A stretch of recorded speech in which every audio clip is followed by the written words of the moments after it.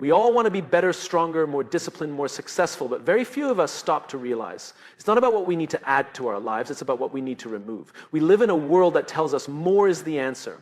More goals, more books, more tips, more strategies. But the truth is, growth begins when you subtract. We live in a world obsessed with addition. We're constantly told that the key to success lies in doing more, having more, being more. Add a new habit, add a new strategy, add a new routine. And while these things can have value, they often distract us from a deeper truth. We don't grow by adding more, we grow by subtracting what holds us back. Real growth begins not with accumulation, but with elimination. But think about it. A tree doesn't grow stronger just by extending its branches. It grows stronger by shedding dead leaves, by cutting off what no longer serves its health. It redirects energy inward to fortify its roots. In the same way, we must examine the habits, thoughts, and behaviors that are silently draining us. The ones that seem small but cost us everything. We carry so much unnecessary weight. We hang on to toxic routines, destructive thinking patterns, negative self-talk, and people who drain our energy. We hold on because they're familiar, because they're comfortable, because in some twisted way they feel like part of our identity. But comfort isn't a sign of alignment. Comfort can be a trap. You can spend years trying to improve your life by piling on more knowledge, more books, more tools, without realizing that what's keeping you stuck isn't the absence of something new. It's the presence of something old. It's the distractions, the excuses, the addictions, and the daily compromises with your potential. And that's why subtraction is so powerful. It's uncomfortable, yes.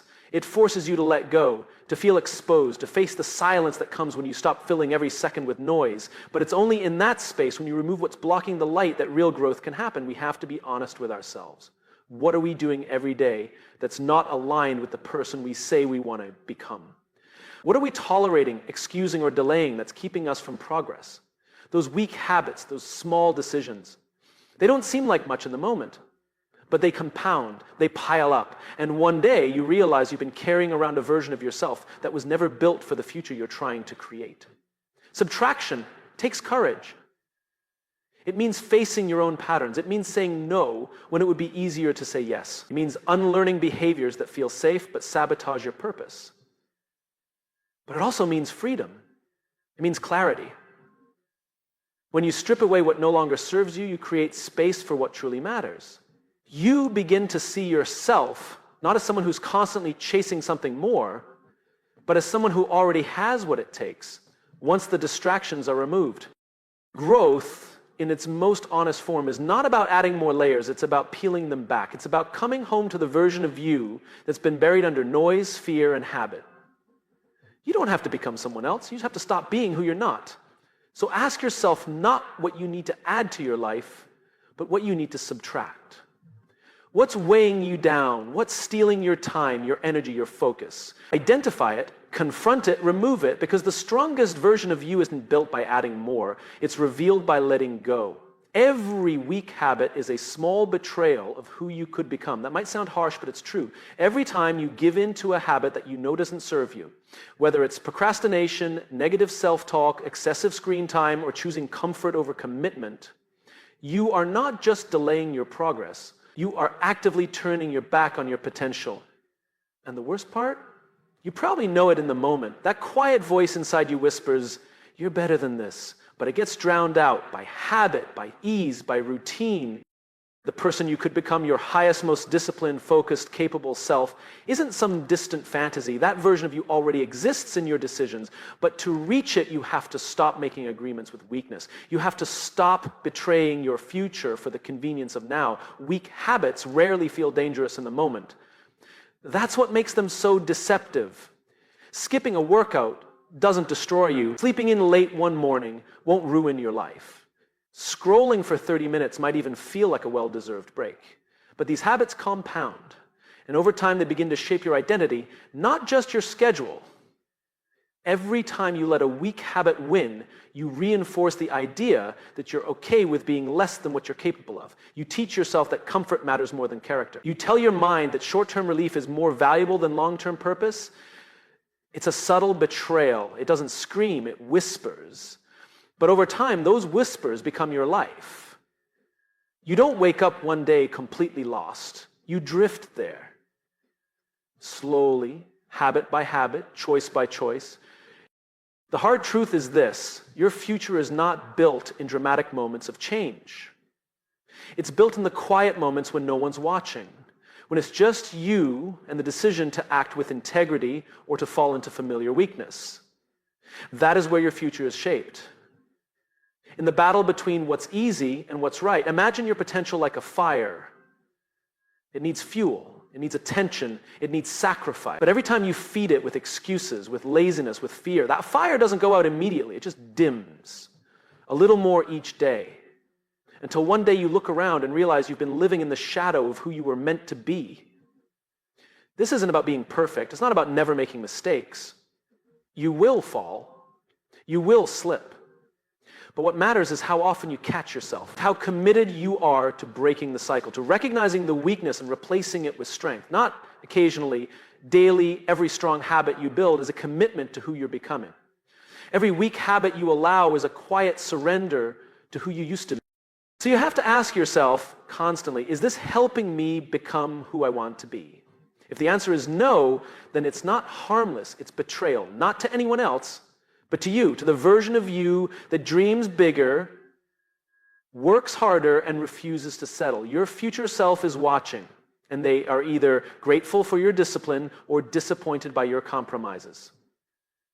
You don't owe the world perfection, but you do owe yourself honesty. Stop calling your weak habits just the way I am. That's not who you are, that's who you've settled into being. And settling is the slowest form of surrender. Kill the weak habits before they kill your potential. Because every time you let them win, you give away a piece of your future. One excuse at a time, one scroll at a time, one delay at a time. Choose better. Because you are better, you can't build a future with bricks from a broken past. We all carry pieces of our past with us, old habits, limiting beliefs, pain, fears, and patterns that once protected us, helped us survive, or made us feel in control. But the truth is, what got you here won't get you there. You cannot construct something new using the same mindset that built what you're trying to leave behind.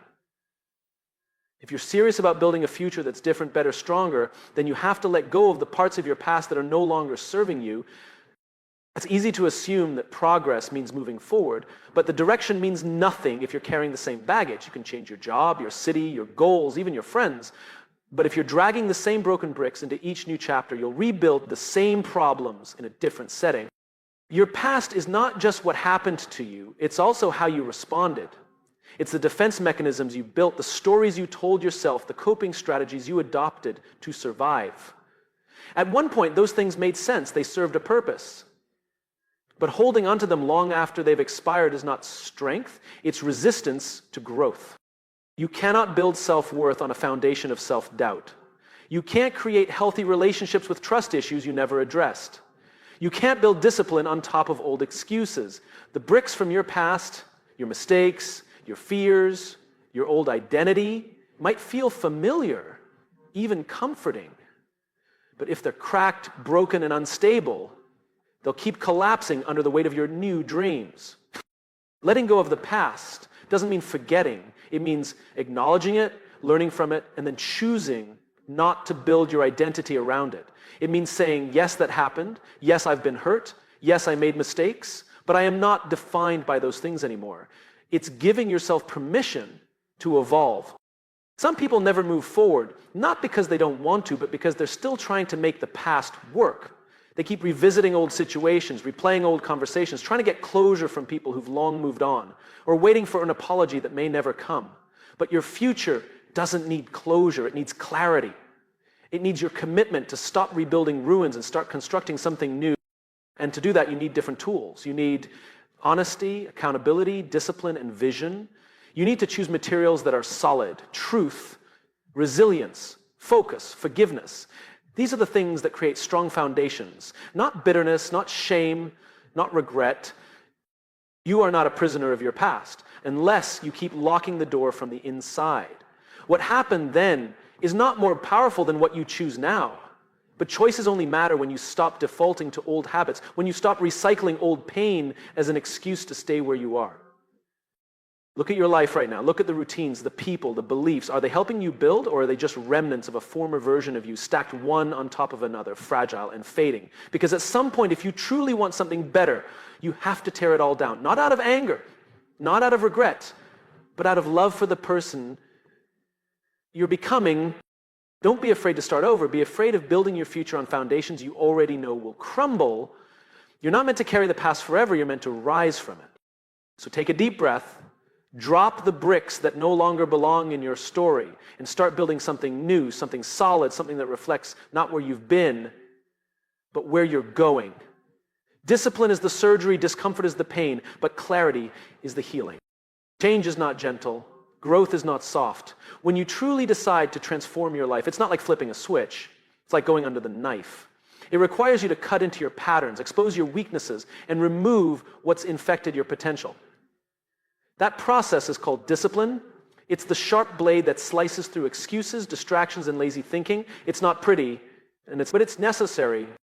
Discipline is often misunderstood. People think it's about being strict or rigid, but discipline isn't punishment. It's freedom. It's choosing structure over chaos, focus over distraction, and purpose over pleasure.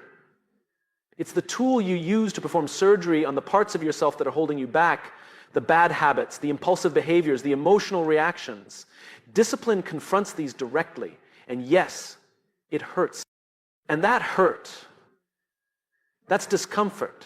The pain you feel when you start saying no to what you used to say yes to, when you wake up early while your old self tells you to sleep in, when you get to work while your body craves rest, when you sit in silence while your mind screams for distraction. Discomfort isn't a sign that you're doing something wrong. It's a sign that you're doing something right.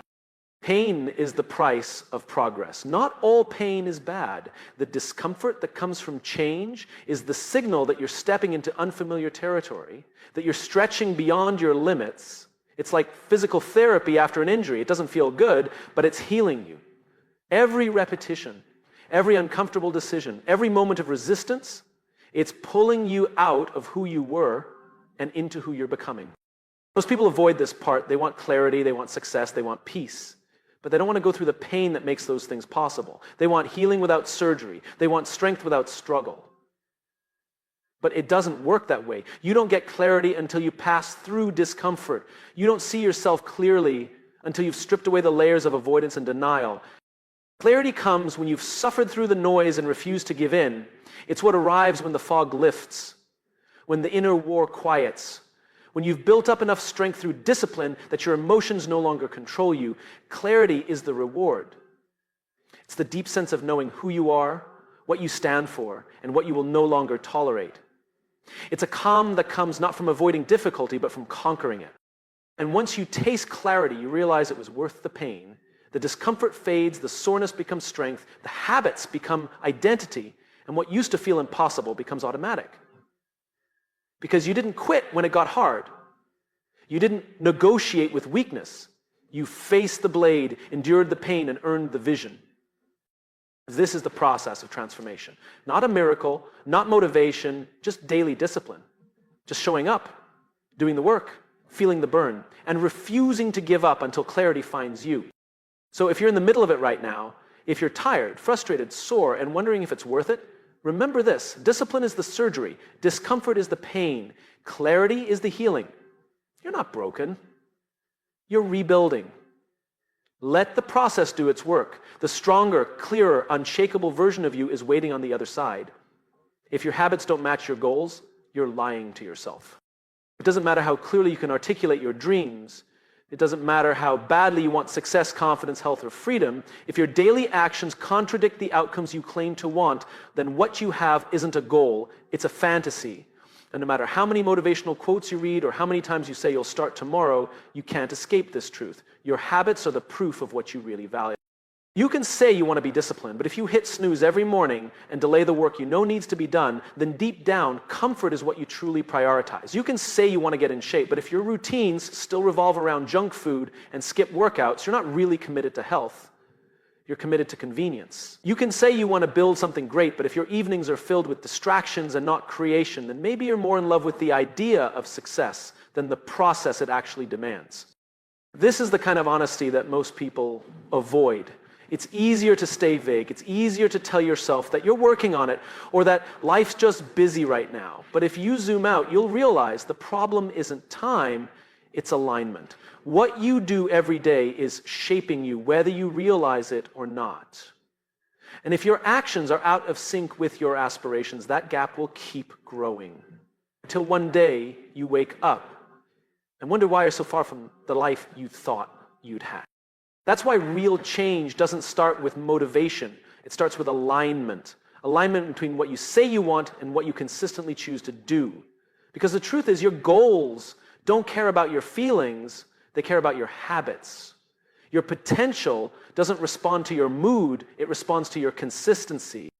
We live in a time where it's easy to talk big. We make vision boards, write lists, tell people our plans, and scroll through images of the life we want. But dreaming is not the same as doing.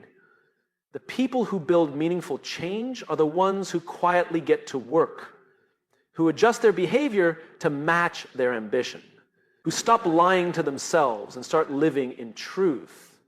And the truth is this: if your current habits stayed the same for the next 5 years, would they take you to where you want to be? If not, something has to change. Not tomorrow, not next week, now. Because every day that passes is a vote cast for the life you're building. Whether that life is one of purpose or one of procrastination. There's no shame in having bad habits, everyone has them, but there is danger in denying them. There's danger in pretending you're on track when you're not. There's danger in telling yourself you're doing your best when deep down, you know you're avoiding the hard things. Your goals require habits that support them. Period. If you want to lead, you need to act like a leader. If you want strength, you need the discipline to train. If you want peace, you need to cut out the chaos. There's no shortcut around this truth. So take a moment today and be brutally honest with yourself. Do your habits reflect your goals or just your excuses? Because in the end, success doesn't come from what you say, it comes from what you repeat. If your habits don't match your goals, you're not chasing a dream, you're just telling yourself a story. We can't change who we are until we're brave enough to confront what we've become. Change doesn't begin with a plan, it begins with honesty. And honesty is hard, especially when it's directed inward. It's easy to dream about who you want to become. It's easy to imagine a stronger, more focused, more disciplined version of yourself. But none of that is possible until you have the courage to stop, look in the mirror, and ask the difficult questions. Who am I right now? What choices have led me here? What patterns am I repeating that I keep pretending I don't see? We all carry an ideal version of ourselves in our minds, but the gap between who we are and who we want to be doesn't close with inspiration, it closes with confrontation. Real growth begins when we stop running from the uncomfortable truth of where we've drifted, who we've become, and what we've allowed.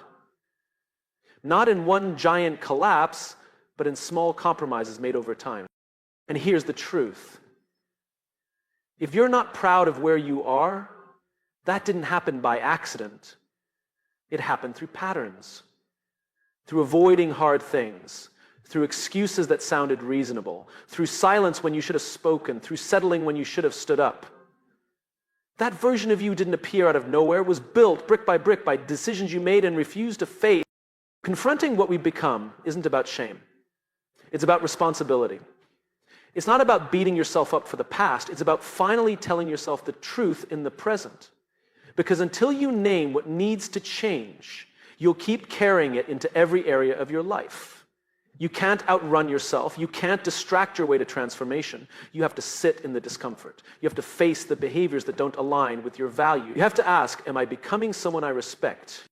That takes bravery. It's much easier to blame. It's easier to point fingers at your past, your upbringing, your environment, your circumstances. But that's not strength. Strength is owning your reality without sugarcoating it. Saying, this is who I am right now and it's not who I want to stay. Most people never make that leap. They cling to their familiar patterns, even if those patterns are destructive, because change is terrifying. It means letting go of the identity you've clung to, even if that identity is built on insecurity, fear, or self-doubt. It means stepping into the unknown. But that unknown is where freedom begins. You can't create a new future by avoiding the present. And you can't step into who you're meant to be until you stop pretending you're already there. The moment you confront what you've become is the moment you take your power back. Not because everything suddenly gets easier, but because you've chosen to see clearly, and clarity is the beginning of all meaningful transformation. So ask yourself, are you proud of the way you show up daily? Are your habits aligned with your values? Do your words match your actions? Are you becoming someone your future self will thank? Because until you're brave enough to face who you've become, you'll never reach who you're capable of being. Change doesn't require perfection. It requires truth. And the courage to face that truth without flinching. This isn't about guilt.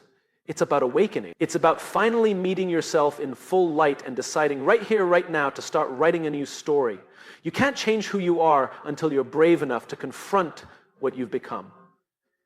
But once you do, everything begins to shift.